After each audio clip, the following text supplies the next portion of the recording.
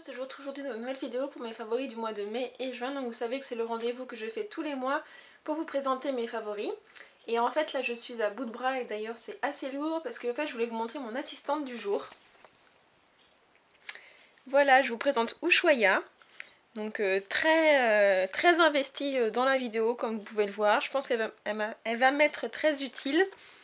Mais voilà, je voulais vous la présenter parce qu'elle va être à côté de moi en fait durant toute la vidéo. Et voilà, donc eh bien je vais vous présenter mes favoris du mois, donc eh bien c'est parti. Donc eh bien c'est parti, donc je vais commencer par la beauté. Donc ces 2 derniers mois j'ai eu vraiment de très belles découvertes, donc notamment au niveau des soins pour les cheveux, parce que vous savez que l'été approche, on va souvent à la mer, à la piscine, il y a le soleil, normalement il y a le soleil. Et j'ai découvert un masque vraiment que j'adore, il s'agit du masque ultra doux. Donc à l'huile de monoeil et néroli, répare, assouplit et protège, cheveux exposés au soleil, mer et piscine. Mais limite, même si vous n'allez pas à la mer ou à la piscine, il est vraiment extra. Et il sent mais divinement bon. Enfin, si vous adorez le monoeil, voilà, je pense que c'est juste le masque indispensable à avoir. Je trouve qu'il fait, il fait en tout cas mes cheveux super doux après l'application. Je ne laisse pas poser, je crois que c'est 5 minutes qu'ils disent. Voilà, 3 à 5 minutes.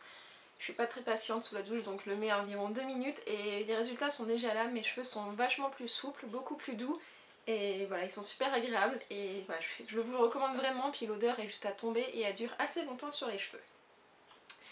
Ensuite, donc je vais vous parler d'un parfum. Donc il s'agit d'un parfum de chez Escada. Par contre il est discontinué, donc ça veut dire qu'il ne se fait plus.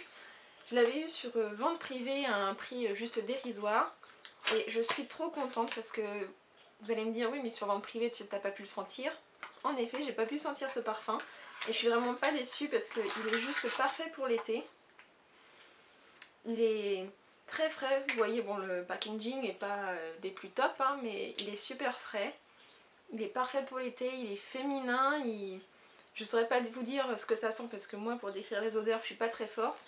J'essaierai de vous mettre en barre d'infos les notes de tête etc. mais je suis pas sûre de trouver parce qu'il y a très peu d'infos sur ce dernier parfum. Et voilà, je suis vraiment trop contente pour l'été, je le trouve juste parfait.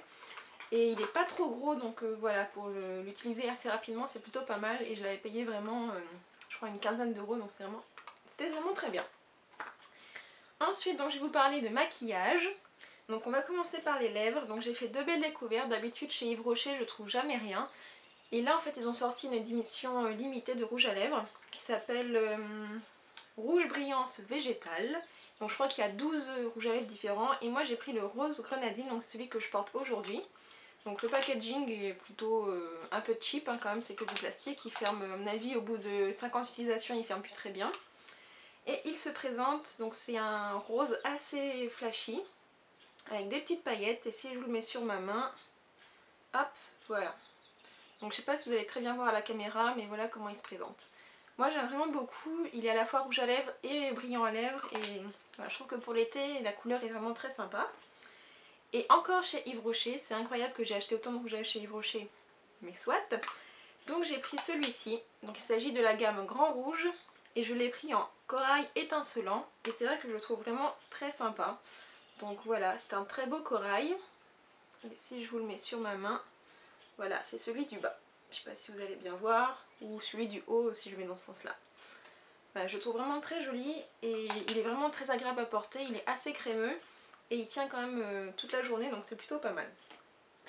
Ensuite on va passer au vernis à ongles, puisque bah là j'ai fait des folies et j'ai vraiment 3 chouchous que j'adore. Donc un de chez Kiko que ça fait déjà un petit moment que j'ai, donc c'est une sorte de menthe. Et c'est le numéro 389, voilà, menthe vraiment très sympa et sur une peau bronzée il ressort vraiment très bien. Ensuite c'est le Rimmel 60 secondes, hop, et là c'est la teinte Oh Boy You're So Fine, donc c'est le numéro 622, donc c'est un très beau violet qui est très très joli à porter aussi sur une peau bronzée. Et là c'est une édition limitée de chez Maybelline, donc spécifiquement pour la plage, donc c'est le Color Show Bleach Néon. Et moi je l'ai pris en trop pink, voilà. Et quand je l'ai mis, c'est vrai qu'il flash vachement au début et au fur et à mesure des jours il s'estompe un petit peu, mais il est vraiment très sympa. Et sur la plage en effet on vous remarque, enfin du moins on remarque vos ongles. Voilà pour la partie beauté. Ensuite concernant la mode, mode entre guillemets parce que là en fait c'est plutôt des bijoux que j'ai à vous montrer. Sur Price Minister, j'ai découvert une boutique qui est vraiment très sympa, qui propose des bijoux plutôt inspirés de romans. Et moi j'ai flashé sur celui-ci.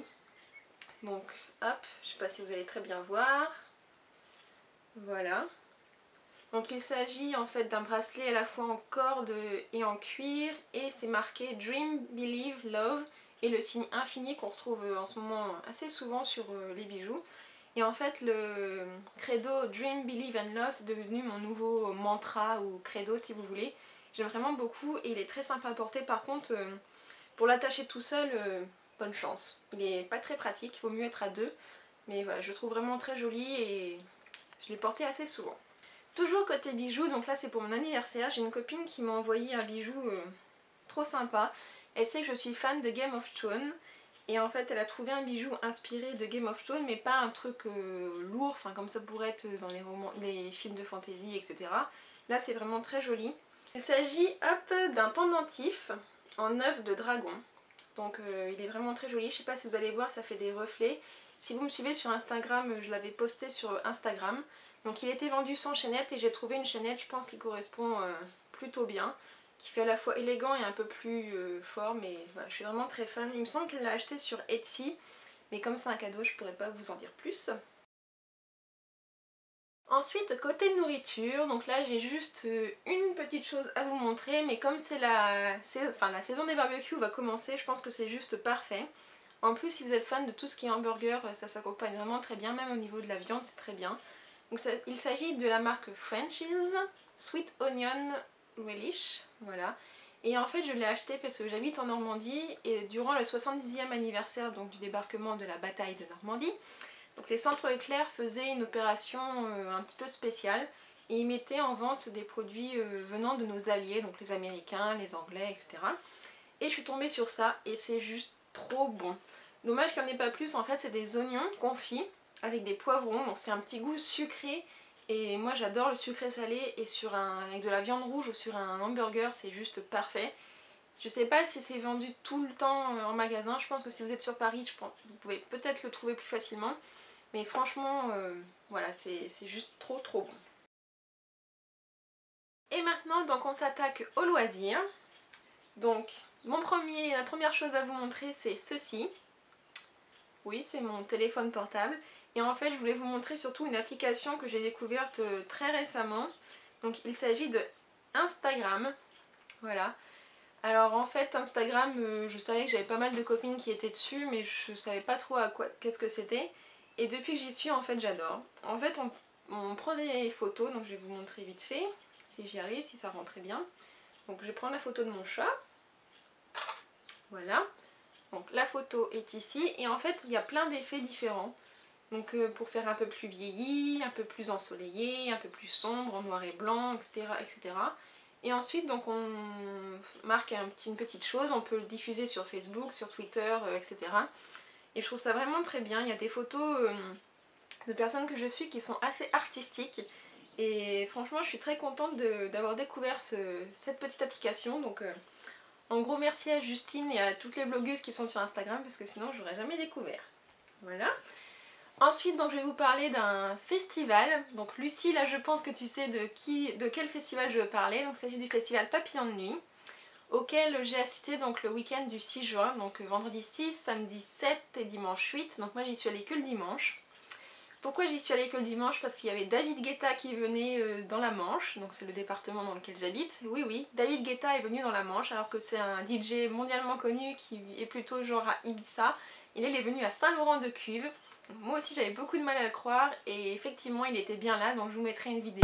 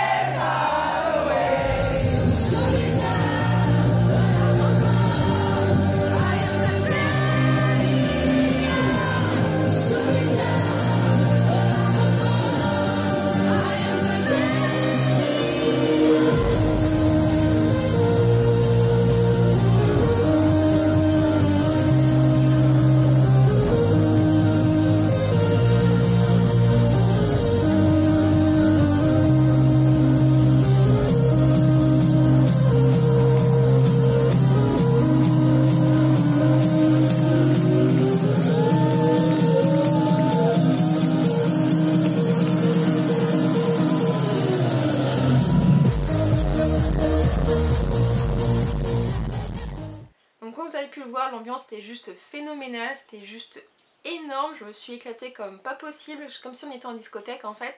Donc David Guetta était le dimanche soir, mais il y a eu aussi Cat Trees, il y a eu Elephants, il y a eu M. Et voilà, durant tout le week-end il y avait plein d'artistes comme ça. Le vendredi il y avait eu Stromae par exemple qui avait fait salle, salle comble, terrain comble hein, parce que c'est pas une salle, c'est en plein air.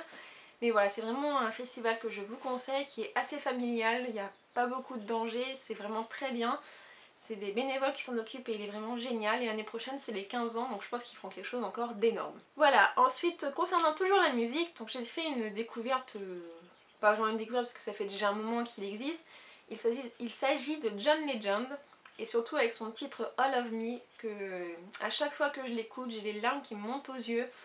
Cette musique et cette chanson est juste magnifique. Donc toujours concernant les loisirs, cette fois je vais vous parler de romans. Et cette fois j'en ai 3 parce qu'il y en a un qui est sorti très récemment, il faut absolument que vous le lisiez. Mais tout d'abord je vais vous parler de L'île des beaux lendemains de Caroline Vermal. Donc c'est un tout petit roman qui est sorti chez Pocket il n'y a pas très longtemps. Et en fait Caroline Vermal, vous la connaissez peut-être parce qu'elle a écrit Sixteen, elle a écrit L'avant-dernière chance et La fille du déménageur qui était paru dans une collection de nouvelles. Et là c'est un de ses derniers romans parus chez Pocket. Et voilà, c'est une auteure que j'apprécie particulièrement. Dans ce roman, enfin même dans tous ses romans, elle sait toujours très bien décrire les sentiments humains. Et là la petite particularité c'est que c'est décrit d'un point de vue d'un papillon et du vent. Parce qu'en fait les papillons et le vent en fait nous observent, sont tout le temps autour de nous et observent nos vies humaines. Et là en fait ça retranscrit un petit peu ça, mais c'est vraiment très bien. Et pour la petite histoire, donc c'est une personne d'une cinquantaine d'années qui est mariée avec une autre personne, avec un monsieur, depuis aussi un certain temps. Et en fait cette femme-là s'ennuie dans sa vie et elle décide de partir sur l'île Dieu, qui est une île en Bretagne je crois, ou en Vendée ou Charente-Maritime, enfin en Atlantique, pour retrouver son ancienne cousine avec qui elle avait fait les 400 coups. Et en fait elle remue un petit peu tout le passé, tous ses regrets, etc.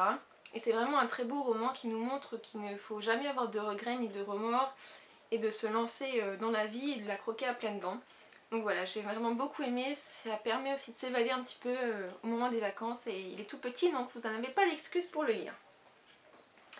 Ensuite je vais vous parler d'un roman, enfin comment ne pas parler de ce roman qui est sorti au mois de mai et dont voilà, je suis totalement fan de cette série. L'auteur est très agréable et cette série a fait beaucoup d'émules et a déchaîné les passions. Et ce tome 3 je pense encore plus, enfin, il y avait vraiment beaucoup de monde qui l'attendait. Donc il s'agit de L'élu, donc le tome 3 de la série La Sélection, donc de Kiara Cass. La couverture est juste... elle part d'elle-même, elle est trop belle. Et donc là c'est le dernier tome, donc j'ai bien aimé ce dernier tome parce que voilà, on sait avec qui enfin America finit, si c'est avec Maxon ou avec Aspen. Mais il y a eu des petites choses qui m'ont gênée, notamment le fait que normalement cette série est ancrée dans la dystopie, c'est-à-dire dans un monde post-apocalyptique. Et là en fait l'auteur développe d'autres sujets sur la dystopie qu'elle n'approfondit pas, donc ça c'est un petit peu gêné. Mais par contre voilà, c'est toujours aussi bien, c'est America a bien évolué dans ce dernier tome. Si vous l'aviez pas trop aimé dans le deuxième, là elle est vraiment beaucoup mieux. Et voilà, j'ai vraiment beaucoup aimé. Si vous connaissez pas La Sélection, eh bien lancez-vous, et si vous n'avez pas lu ce dernier tome, lisez-le. Et enfin pour terminer, donc le roman qui est sorti très récemment, donc qui est sorti le 11 juin, il me semble. Il s'agit de L'été des secondes chances de Morgan Matson. Moi je l'avais lu en VO, donc il y a quand même déjà un an et demi peut-être, sous le titre Second Chance Summer.